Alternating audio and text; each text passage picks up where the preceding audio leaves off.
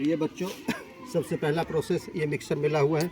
In process में जो ये ब्लैक पेपर मिला हुआ है, इसको पहले अलग करने की विधि को समझते हैं। इस विधि का नाम है हैंड पिकिंग। क्या नाम है? Hand picking. ये दूसरा तरीका सीविंग भी हो सकता है। क्या हो सकता है? सीविंग। हैंड पिकिंग में क्या होता है, इसको हाथ से चुनकर केवल अलग कर लेंगे। हाथ से चुनकर इसको क्या कर लेंगे? अलग।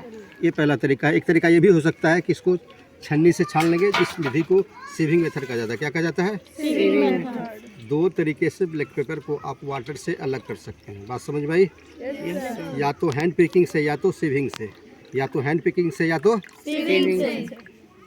पानी से अलग हो जाएगा, सेपरेट हो जाएगा ब्लैक पेपर। बात समझ में आई? Yes sir. Thank you. इस मिक्सर में कुछ आयरन स्नेल्स भी है।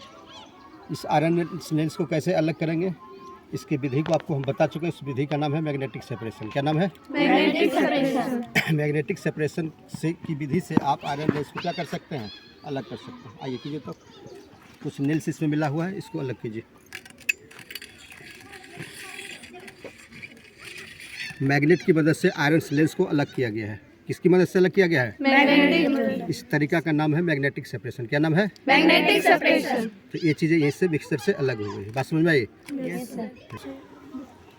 तो बच्चों, अब इसमें फाइन सैंड पार्टिकल पानी में मिला हुआ। किसमें मिला हुआ है? Fine sand particle. जो पानी में घुलता नहीं है। पानी में घुलता नहीं है।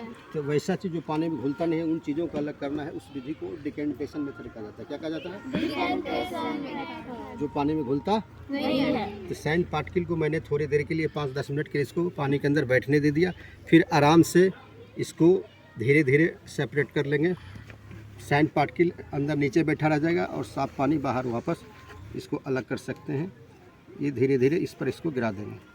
इस मेथड को डिकेंटेशन मेथड कहा जाता है। क्या कहा जाता है? Decantation method. डिकेंटेशन मेथड में वैसे सॉलिड पार्टिकल को अलग किया जाता है जो पानी में घुलता है कि नहीं घुलता है। नहीं घुलता। आराम से अंदर सैंड पार्टिकल बैठा हुआ है और ऊपर पानी धीरे धीरे नीचे गिर रहा है और ये सेपरेट हो रहा है। इस मेथड को डिकेंटेशन मेथड कहते हैं। क्या कहते हैं? Decantation method. बात समझ में आई? Yes sir. Okay sir. प्रिय बच्चों, हमने 3-4 तरीके से हर चीज़ को अलग किया। सैंड पार्टिकल को अलग किया। उस विधि का नाम था डिकेंटेशन। क्या नाम था? डिकेंटेशन।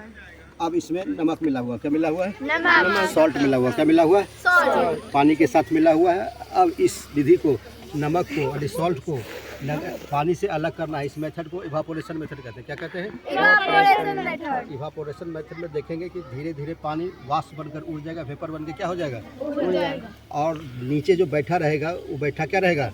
सॉल्ट बचा रहेगा। क्या बचा रहेगा? सॉल्ट। इस विधि को सीखते हैं। इसको कहा जाता है इवापोरेशन मेथड। क्या कहा जाता है? Evaporation method. देखते हैं, करते हैं। बच्चों देख रहे हैं, पानी जो है, वाटर जो है, धीरे धीरे वेपर बन के उड़ रहा है। क्या हो रहा है? उड़ रहा है। और नीचे धीरे धीरे सॉल्ट बैठ रहा है। नीचे धीरे धीरे क्या बैठ रहा है? सॉल्ट। ये कुछ देर के बाद सारा पानी वाटर किस में बदल जाएगा? वेपर में। किस में बदलेगा? वेपर में। और नीचे केवल क्या बचेगा? सॉल्ट। सॉल्ट बचेगा। इस प्रोसेस का नाम क्या है? इवापोरेशन। इवापोरेशन। बस समझ में आई?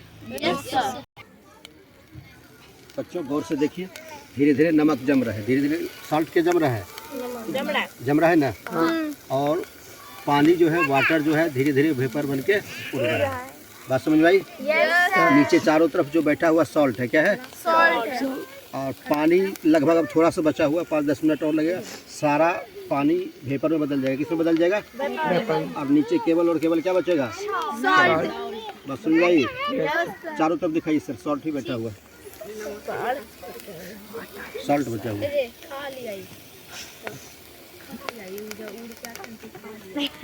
ओके। हाँ तो मत गया है सबका।